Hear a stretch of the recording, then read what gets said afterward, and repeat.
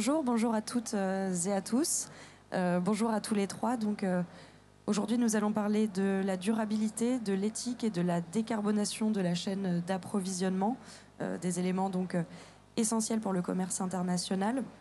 Et nous évoquerons notamment le mécanisme d'ajustement carbone aux frontières.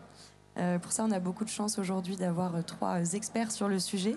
Laurence, pour commencer par vous. Donc Laurence qui est docteur en droit, avocate inscrite au barreau de Paris, Pékin et New York, à la tête du desk Chine en France pour DS Avocats.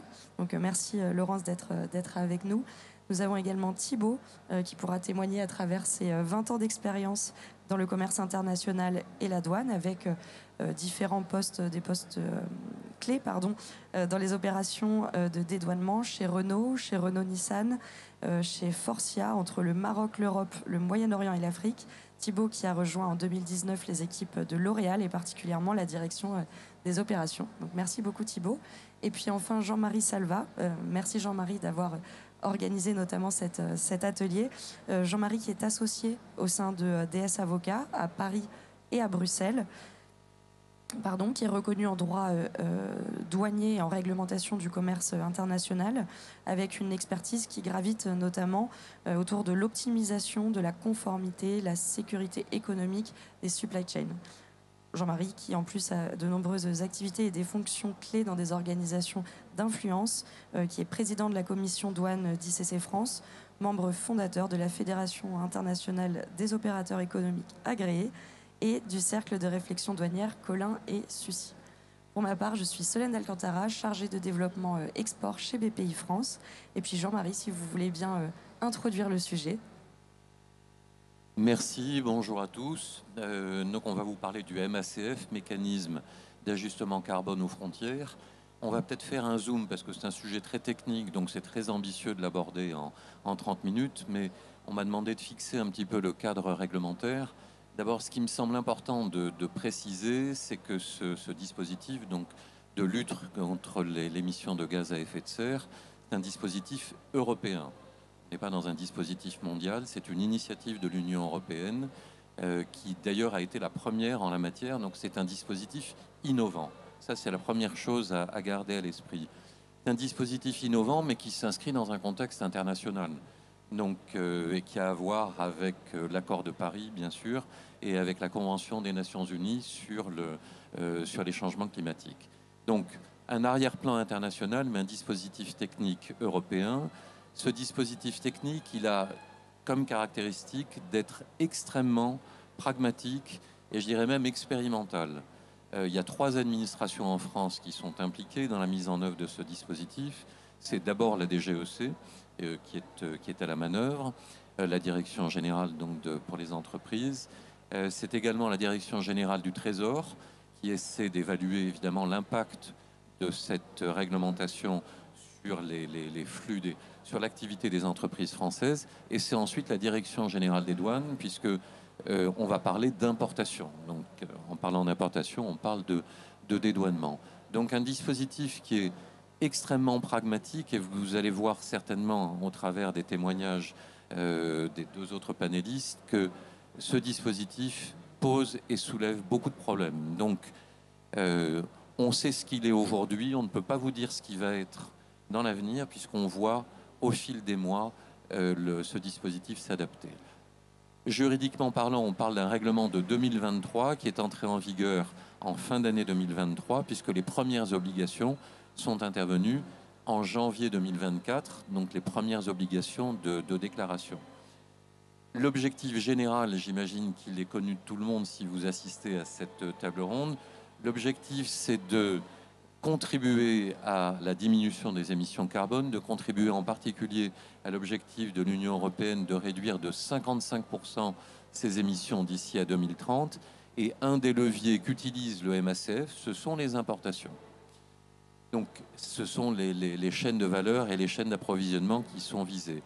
L'objectif à terme, on n'y est pas encore, mais on se met en ordre de bataille pour y arriver, c'est de ne plus autoriser, de faire en sorte que les importations de produits qui génèrent beaucoup d'émissions carbone ne soient faites que par des personnes autorisées et passe par un mécanisme, alors ce n'est pas une taxe carbone, mais passe par des mécanismes de certificats. Donc c'est un marché du carbone qui existe déjà au niveau européen, mais qui là va être étendu au niveau mondial. Donc voilà en gros pour l'objectif, mais on pourra y revenir si vous avez des questions. Comment on atteint cet objectif? Donc là, on est dans une période transitoire qui va s'achever en 31 décembre 2025 et dans laquelle il n'y a pas d'achat de certificats. On est uniquement dans une période déclarative et les entreprises sont tenues de déposer à l'issue de chaque trimestre la totalité donc des importations qui contiennent donc de produits qui sont visés par ces émissions. Je ne l'ai pas précisé, mais il y a 5 produits qui sont concernés. L'acier, l'aluminium, les engrais, l'électricité. L'électricité, il m'en manque un. Ça doit être le Ciment. Je vais reprendre peut-être les ciments, effectivement. Acier, ciment, aluminium, engrais azoté et hydrogène. Donc, c'est expérimental puisqu'il y a un focus sur ces 5 produits qui sont les plus concernés par l'émission de gaz à effet de serre. Il y aura là aussi une réflexion à terme qui est déjà programmée par la Commission européenne de voir à quels autres produits, si le dispositif fonctionne pour ces 5 produits, à quels autres produits on va étendre ce mécanisme MACF. Donc, je reviens à ce que je vous disais, on est dans une période transitoire avec des rapports qui sont remis trimestriellement. Un des enjeux importants de ces rapports, c'est l'utilisation, mais je pense que Thibault vous en dira un mot, c'est l'utilisation des valeurs par défaut. C'est-à-dire que le point crucial de cette nouvelle réglementation, c'est que les importateurs européens, parce que ce sont eux qui ont cette obligation juridique, qui à terme sera sanctionnée. Donc en termes de risque, il y a une réalité, c'est que les importateurs européens sont tributaires de leurs fournisseurs dans le monde. Et ces fournisseurs doivent d'abord comprendre ce qu'ils ont à fournir et ensuite accepter de le faire. Ça, je pense que c'est Laurence qui vous en parlera. Il y a donc tout un travail de montée en puissance et pour aider à cette coopération souhaitée avec les fournisseurs, eh bien, au départ, on utilise des valeurs par défaut. Le problème, c'est qu'on était supposé abandonner ces valeurs par défaut à partir de ce milieu d'année, c'est-à-dire que le rapport qui doit être remis maintenant devait tenir compte de valeurs réelles et on se rend compte que ce n'est pas réaliste. Donc, les autorités françaises ont déjà, peut-être même les autorités européennes, ont déjà annoncé la possibilité de reporter l'utilisation de ces valeurs par défaut jusqu'à la fin de cette année. Donc c'est le rapport trimestriel qui sera déposé fin janvier 2025 qui pourra continuer à utiliser ces valeurs par défaut. Donc ça, c'est le problème de la période transitoire.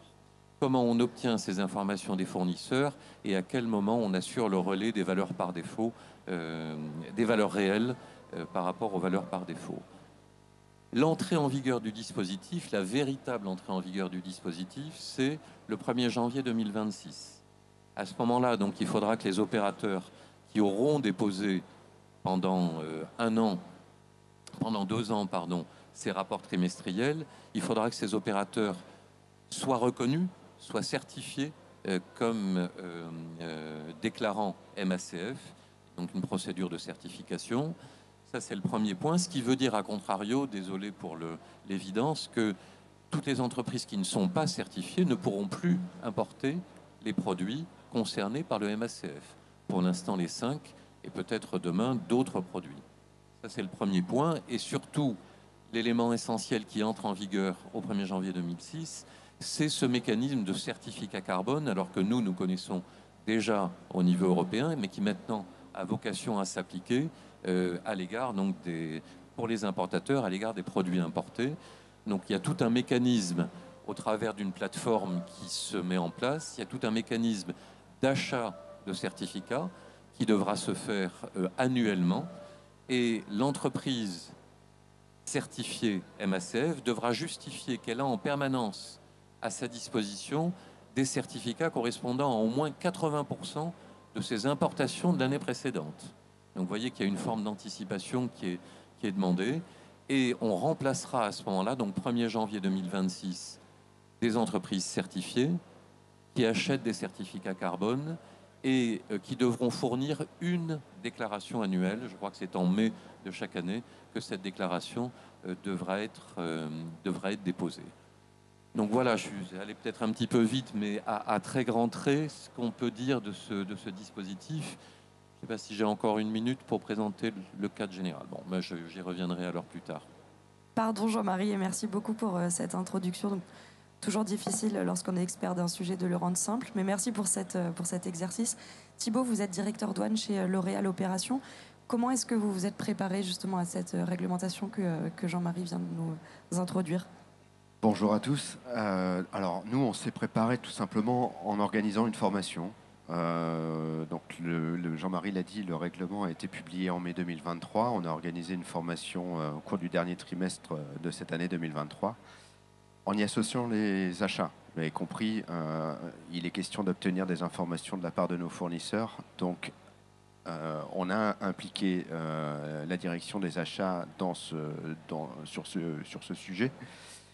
Et on a tâché de comprendre tout ce que Jean-Marie vient de nous décrire, nos obligations, car il ne s'agit pas d'une réglementation douanière. La douane est une autorité de contrôle, mais ça n'est pas l'autorité compétente sur ce règlement.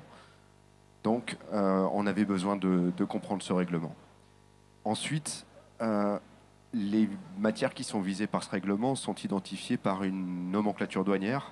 Donc évidemment, ça suppose que tout ce que nous importons depuis des pays tiers puisse avoir identifié, avoir une bonne connaissance, une bonne définition de ces nomenclatures douanières pour identifier les marchandises concernées. C'est primordial. La deuxième chose, c'est les conditions de livraison qui sont négociées avec nos fournisseurs. Il est évident qu'il faut que nous soyons maîtres de ces formalités d'importation, que nous puissions les maîtriser, les confier à des prestataires identifiés. Donc les transitaires en douane, hein, ce sont les prestataires qui effectuent pour nous les déclarations en douane. Donc au travers des incoterms, peut-être pas en parler aujourd'hui, mais enfin voilà, il y a des incoterms qu'il faut absolument éviter pour pouvoir justement garder ce contrôle sur ces formalités en douane.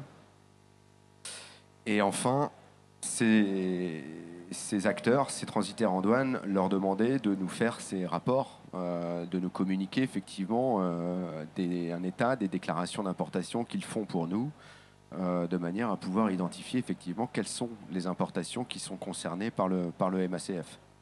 Donc ça, c'est le travail de la douane. J'ai envie de dire quelque chose que l'on maîtrise. Ensuite, il y a celui des achats. On leur communique les marchandises qui ont été importées pendant le trimestre et pour lesquelles on a besoin de déposer un rapport sur le portail MACF. Et pour ça, il faut que nous obtenions de la part de nos fournisseurs les émissions réelles de CO2 qui ont été émises pour la fabrication de ces marchandises importées. Donc, évidemment, là, on passe le relais à la direction des achats et donc ils sont en contact pour obtenir ces émissions réelles. C'est très compliqué pour l'instant, donc évidemment, pour l'instant, on utilise essentiellement les valeurs par défaut, donc les valeurs par défaut qui sont communiquées par la Commission dans ce règlement. Et voilà un peu comment on s'y prépare aujourd'hui, comment est-ce qu'on se conforme à ce règlement pour l'instant, aujourd'hui. Merci beaucoup Thibaut. Laurence, Jean-Marie et Thibaut donc, évoquent les fournisseurs. Vous êtes directrice du desk Chine. Quelles sont typiquement les difficultés que peuvent rencontrer les fournisseurs chinois dans la structuration de cette réglementation? Pas douce, entrée de Chine.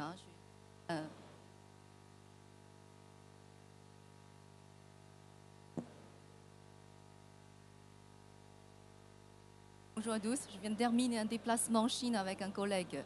Donc pendant une semaine, nous avons rencontré beaucoup de fournisseurs chinois, des autorités chinoises, les chambres de commerce internationales chinoises. Je peux vous dire, le MACF, c'est un sujet brûlant en Chine. Les Chinois sont très intéressés, ils souhaitent apprendre, mais leur compréhension, leur connaissance reste, ce dispositif innovant reste très limitée. Je pense qu'il y a un vrai problème de manque d'information parce que les Chinois, ils n'ont pas un accès facile sur les informations réels en Europe, ils ont un accès sur les informations traitées. Mais souvent, il y a un problème de traduction. Je donne un exemple.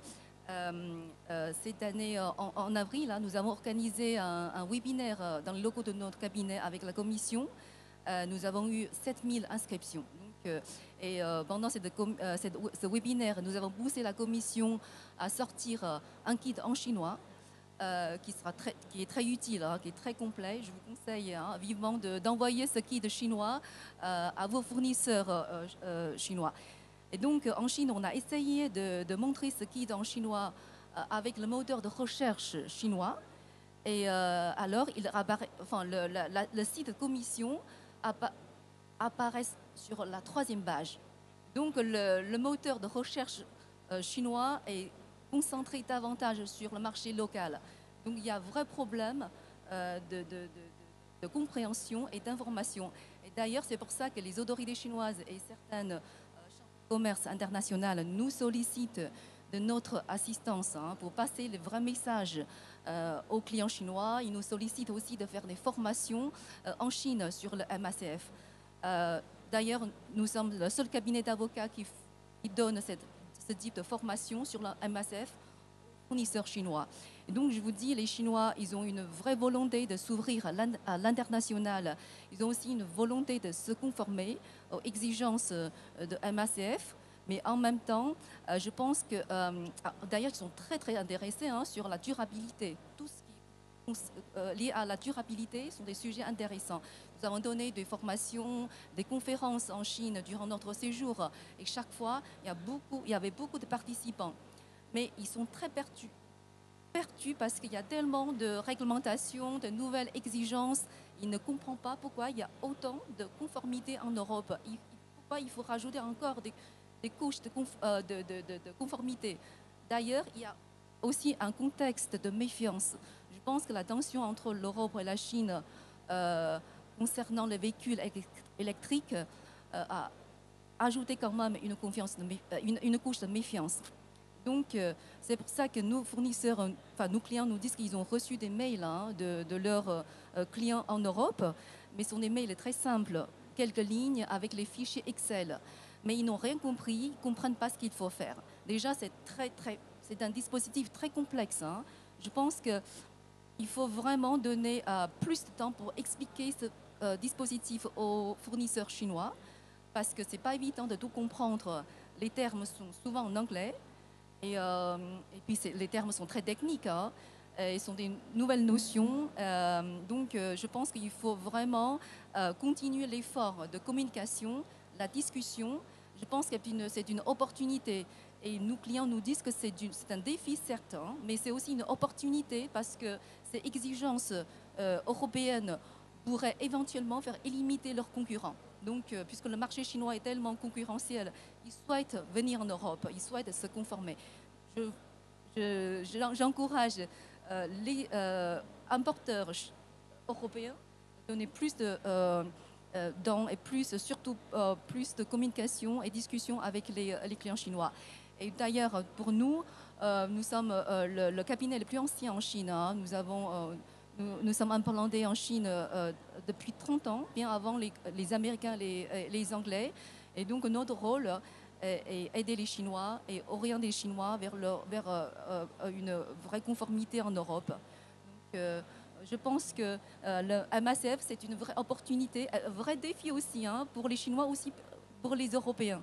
Donc, une discussion et une coopération, c'est nécessaire, absolument. Merci beaucoup, Laurence. Vous parlez de défis, justement. Thibaut, avez-vous rencontré des difficultés? Et si oui, quel type de difficultés, justement, dans la mise en place de cette réglementation au sein de vos opérations? Le défi tient compte du fait que L'Oréal, c'est une entreprise du secteur cosmétique. Donc, on n'est pas dans l'un des 5 secteurs qui est visé par le règlement, qui est donc ciment, acier, engrais, électricité. Donc, on n'est pas directement concerné. Effectivement, dans ce règlement, on a des formules de calcul du CO2 qui sont indiquées, qui sont expliquées, mais qui sont très compliquées. Donc, tendance à penser que les entreprises des secteurs visés peuvent les comprendre facilement, mais sinon, effectivement, c'est assez difficile de comprendre ces formules de calcul d'émissions de CO2 et donc encore plus de les transmettre et de les expliquer à nos fournisseurs. Donc la difficulté, elle réside exactement dans ce que vient de décrire Laurence, à savoir expliquer à nos fournisseurs le mode de calcul de ces émissions de CO2. Première difficulté. La deuxième difficulté, c'est que nos fournisseurs de CO2, nous, on n'achète pas d'acier en brut ou de ciment, on achète des marchandises fabriquées à partir de ces éléments-là, donc considérablement déjà transformées. Et donc l'information, elle n'est pas détenue par notre fournisseur direct. On a derrière des fournisseurs de rang 2, de rang 3, de rang 4, et c'est eux finalement qui doivent transmettre l'information.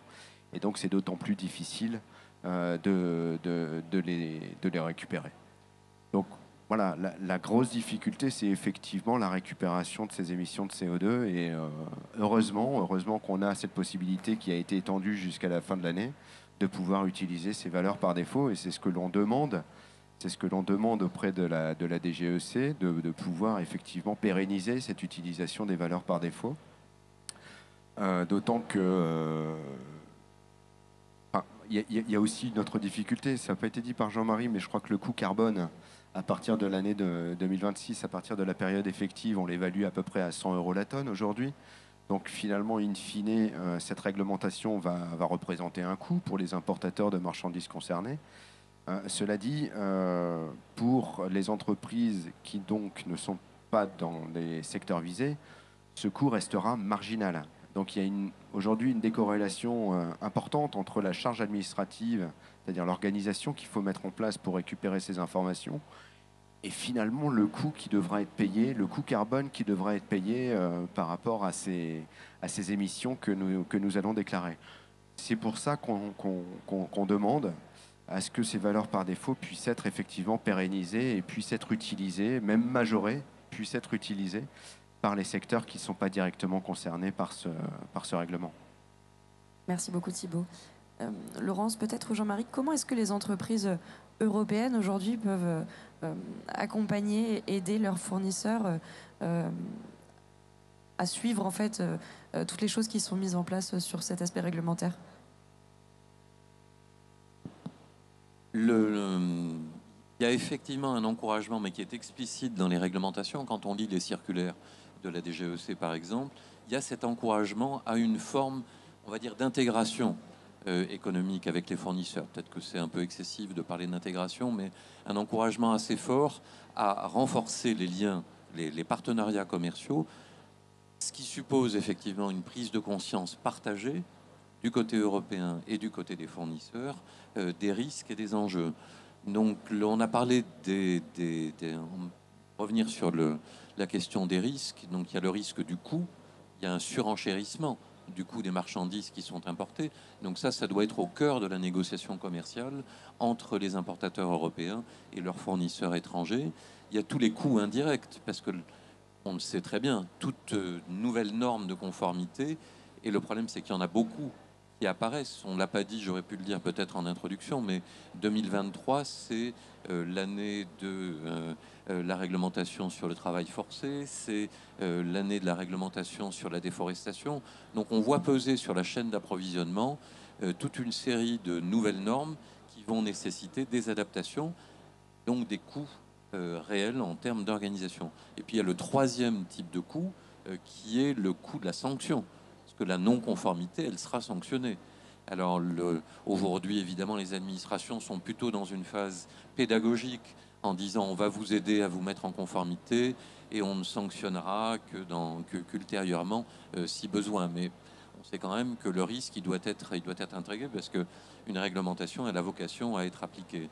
Et sur les valeurs par défaut, je crois que tu l'as pas dit tout à l'heure, Thibault, mais ces valeurs par défaut, l'administration a déjà intégré le fait qu'il va peut-être falloir continuer à les utiliser. Sauf que dans cette phase du déploiement complet du MACF, les entreprises qui les utiliseront, qui ne pourront donc pas utiliser de valeurs réelles et qui utiliseront ces valeurs par défaut, feront l'objet ces valeurs par défaut seront majorées. Donc il y aura une espèce de pénalité automatique dans le calcul, donc dans la majoration du coût de ces certificats. Donc voilà, c'est la prise en compte de tous ces risques qui peut permettre, à mon avis, de renforcer les liens avec les fournisseurs, les liens commerciaux et d'intégrer tous ces éléments. Laurence, peut-être un mot sur justement des exemples de collaboration entre entreprises européennes et entreprises chinoises autour de cet accompagnement, de cette aide qui peut être mise en place finalement. Un exemple, moi je pense que surtout il ne faut pas s'arrêter sur un petit mail, hein. Ça ne suffit pas pour sensibiliser les fournisseurs chinois et surtout il faut avoir des personnes qui savent faire le lien entre la France et la Chine parce que nous travaillons beaucoup avec les clients chinois, nous savons très bien que c'est très très différent, la culture est vraiment différente. Par exemple, les Chinois n'ont pas la même notion sur le temps que les Européens. L'entrée, enfin, la période effective a commencé à partir du 1er janvier 2026. Pour les Chinois, c'est encore très loin, parce qu'un an, c'est extrêmement long. Et donc, c'est pour ça qu'il y a beaucoup de fournisseurs qui préfèrent attendre et voir, mais ils n'ont pas compris que c'est un dispositif extrêmement complexe et ça prend du temps pour se préparer.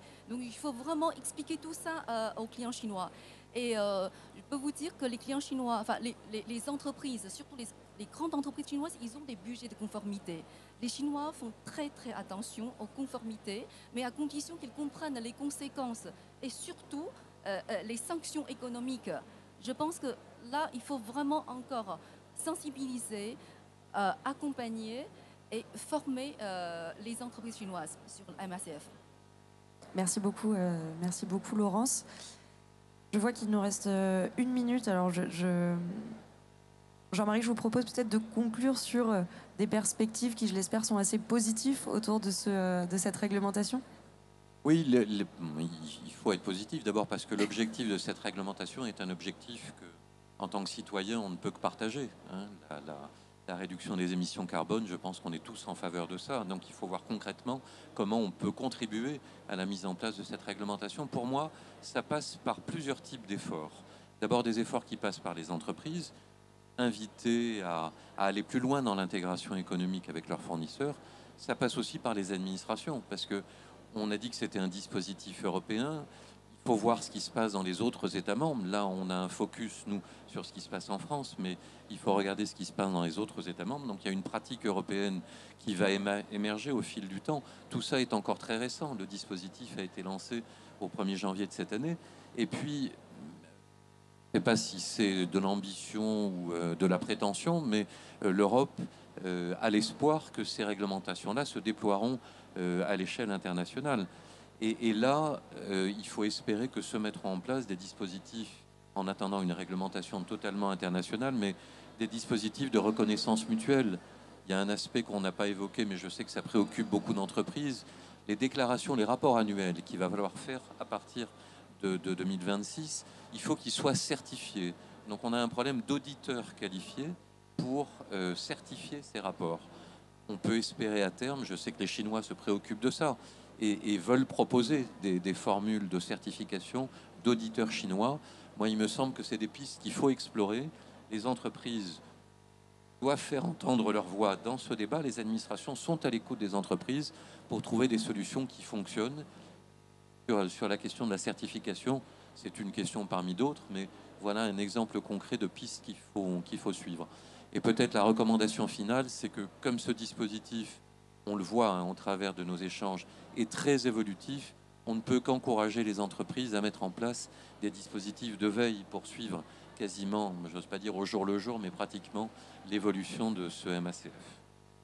Merci infiniment à tous les trois pour votre participation et puis pour l'organisation de ce panel. Et puis merci à tous.